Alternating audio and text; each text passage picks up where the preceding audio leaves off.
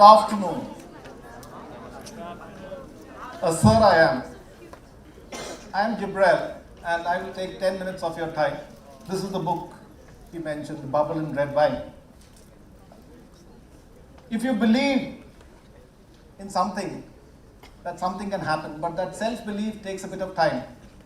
It doesn't come suddenly. And sometimes when you come on stage, you suddenly blank out and you forget what are the opening lines you had. I wonder whether I am a teacher or am I a trainer? Am I an actor or am I a poet?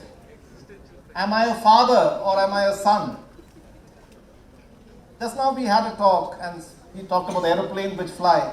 I believe I can fly, I believe I can touch the sky, and that belief can make a lot of difference. When I held my daughter in the year 2003 for the first time in my hands, it was one of the most happiest moments of my life. And when I look at her and I'm holding her, the joy which you feel, because I've held many children, but suddenly your own child has a very big difference. You expect the child to do anything she wants, and today she is giving her 10th board exams. And things have changed over the years, how life has gone. I wrote my first poem in that same year, 2003, for my daughter. It's called Our Princess. In the next 12 years, I wrote around 50 poems. By 2015, I had around 50 poems. I didn't consider myself a poet. It was just a part-time thing. But in the year 2016, something triggered. I was running every day. I started at 100 meters, 200 meters. I ran 1 kilometer, 2 kilometer. And then by May, I was running 10K. In that year, I clocked 350 poems. In the month of September, I wrote 62 poems. I cannot claim it's amazing poems, but it was like I had gone half mad writing poems. It started with a challenge. In April, there was a challenge to do poetry for a month. So every day I was writing one poem. But by the end of it, I was clocking a lot of poetry. What is life? If you look at life, how does life go? How does it pan out for us? Life has a graph, and the graph has glitches. And that glitches sometimes define how high do we rise, how far do we go. I stood at the crossroad of 40 and looked down at the years gone by.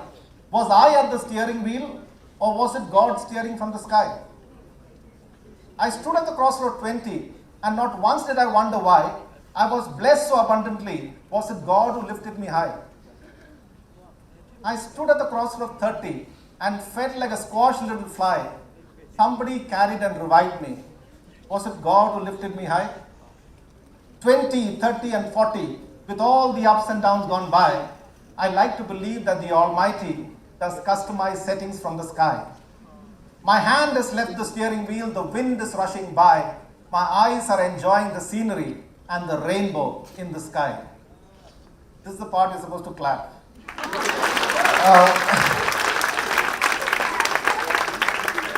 I do theatre. I am a teacher. I was in IT for 12 years. Somewhere down the line, I decided to become a teacher because I felt teaching is my calling. And when I became a teacher, I joined Christ. I've taught here for 8 years. And now I'm freelancing and I do a lot of leadership workshops. Over the years, that teaching gives you a sense of satisfaction. So engineering colleges, the last 3 years in our Kengeri campus, I have taken the orientation which happens at the beginning of the year. And what happens in that orientation is they go through a 2-day program and they spend time talking to each other. They spend time interacting with each other. They dance, they sing. And by the end of 2 days, they have become a bit more tighter. They dance on the auditorium stage. And I feel a sense of satisfaction when I see 300 engineering students who have just joined 2 days back are already dancing on the Christ stage. It's something, small steps, which gives each one a sense of satisfaction. And somewhere I have told myself, I'm doing a wonderful job. Somewhere I've told myself, I am doing things which are worth it. And somehow that drives me. Let's say this 10-minute talk today, I would have spent maybe 24 hours planning for it. How will I say the poem? Where will I stand? How will I go about doing it? But that's what it is. Life is not a straight line. However perfect the man, without a glitch in the graph, he cannot rise high and he cannot span. Life is not a circle. Even if you make no mistakes, It'll either circle down, spiral down, or chakras could awake. Life is not a rectangle to be caged or to be bound. If you journey inward, all boundaries will dissolve. Life is like a dot, perfect in that very spot. If you look front or back, that moment will be lost. So take a deep breath and live in the now. Because if you seize that moment, the universe will seem wow. Yeah. Now you got it. Whenever I end a poem, a clap makes a lot of difference to the speaker on stage. The poem itself is not the big deal, but somewhere down the line, as I wrote these poems, it gives you a sense of satisfaction. I remember sitting in Goa and writing this line, "Don't boil the ocean for a cup of tea. What is churning inside? Why don't you tell me?" Some of these two-liners, one-liners may not be such a big deal, but for me at that moment it seemed, wow, what an idea. Pray in the temple or under the tree, learn from the guru or from the sea. And the two lines which I wrote at some point. And we drive inspiration, we drive things in the way we see things. I teach artificial intelligence to psychology students, MBA students, BBA students, computer science students. And somewhere in that 2-hour class, I feel I'm making a difference. And because of which I'm ready to spend time, I'm ready to make it worth it, I prepare for it, I make these worksheets, I plan the outline of the whole program, and that drives me a little. But there's something called as a keystone habit. So one habit can trigger n number of things happening in your life. So suppose you jog every day in the morning, and that may trigger your writing skills. And because you're writing, you may become a better teacher. Because you're a good teacher, you may explore something else. A second point which I would like to highlight is conversations. I do form a theatre called playback theatre. I've done around 100 shows with it. It's an improv form. We take the story from the audience and then we act it back to them. Conversations are a powerful thing because once you hear a real life story and you see your story enacted back on the spot, you live through that moment and you realize what all went through that stage and you recap and you revisit that whole story again. You see the same story from the perspective of your father, the same story from the perspective of your son. How did they see that story happen? So I don't know how many of you have seen playback theatre. Anybody seen playback theatre? Good. So it's a form of theatre which is, we had an international conference recently. I see beauty in conversations and the lines I forgot. But if I have the book with me, I can look it down and I can check while I'm talking to you. Yeah?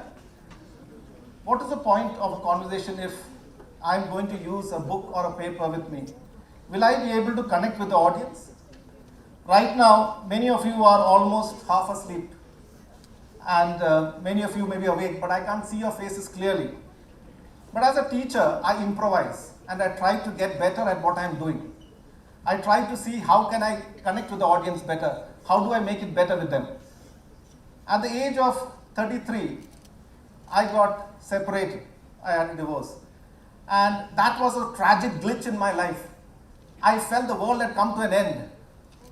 But then when I look back, from 33 to 45, my life has been quite good. Even though before 33 I had gone to Paris, I had gone to Germany, I had gone to Europe. And I thought my life was amazing before I got divorced. But suddenly after divorce, life seems to have much more purpose. Many of the teachers, they think that I do poetry, I do theatre because I have a lot of time. Well, that is true, I have a lot of time.